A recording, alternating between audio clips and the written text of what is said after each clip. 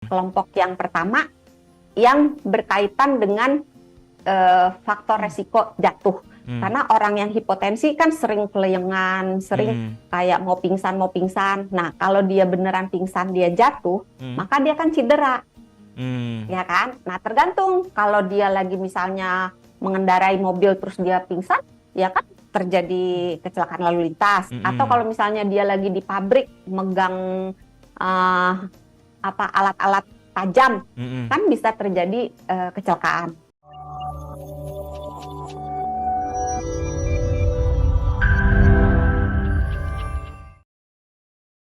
Kalau kita berbicara soal hipertensi kan itu komplikasi yang bisa munculnya jantung ya, stroke atau juga ginjal. Nah, kalau hipotensi nih dok, kalau misalkan sudah parah nih, apa saja sih masalah kesehatan atau komplikasi yang bisa muncul?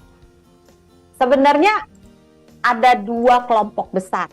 Kelompok yang pertama yang berkaitan dengan faktor resiko jatuh. Karena orang yang hipotensi kan sering keleyengan, sering kayak mau pingsan. Nah, kalau dia beneran pingsan, dia jatuh, maka dia kan cedera. Ya kan? Nah, tergantung kalau dia lagi misalnya mengendarai mobil terus dia pingsan, ya kan terjadi kecelakaan lalu lintas. Atau kalau misalnya dia lagi di pabrik megang alat-alat tajam, kan bisa terjadi kecelakaan. Atau dia jatuh, ada batu besar atau kebentur toilet. Kadang-kadang orang yang lagi buang air besar, itu kan kelamaan nongkrong, itu bisa menyebabkan tensinya drop gitu.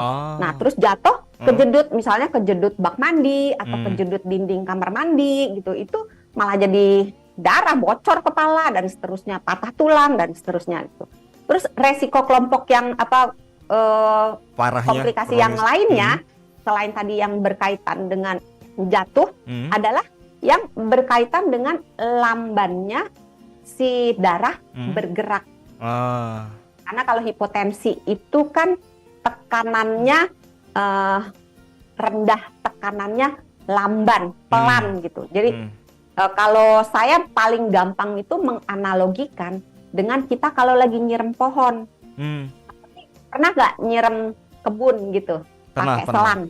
Nah, kalau kita buka kerannya, kita buka sampai pol, itu kan pancuran airnya deras sekali. Iya. Itulah hipertensi. Oke. Tapi kalau kita keran airnya kita putar dikit aja, kan pancurannya lemah banget kan. Nah, kalau lemah kan dia nggak bisa nyiram pohon yang jauh banget kan. Iya, kerja jadi nggak maksimal juga gitu kan. Nah, itulah kalau hipotensi. Jadi karena tekanannya rendah, kan darah dari jantung untuk mengalir ke tempat terutama bagian yang lebih tinggi atau melawan gravitasi itu lebih sulit. Nah, sehingga resiko-resiko kemungkinan untuk darah itu nggak nyampe ke organ yang penting menjadi tinggi. Misalnya kalau di otaknya kekurangan oksigen, bisa terjadi stroke.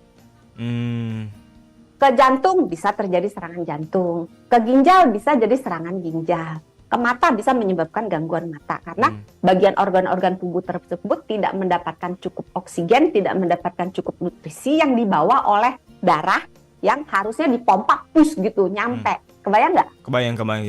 Nah, Oke. Terus kalau dia jalannya lamban, itu sama lah kalau kita lagi olahraga, kalau rame-rame jalannya pelan-pelan, cenderungnya gandengan ya. Kan nempel-nempel gitu. Darah kita juga gitu, kalau jalannya lamban dia cenderung menggumpal. Gumpalan inilah yang akan menyebabkan macam-macam gangguan di tempat di mana dia gumpalan tersebut menyumbat gitu. Oke. Jadi gangguannya banyak. Oke,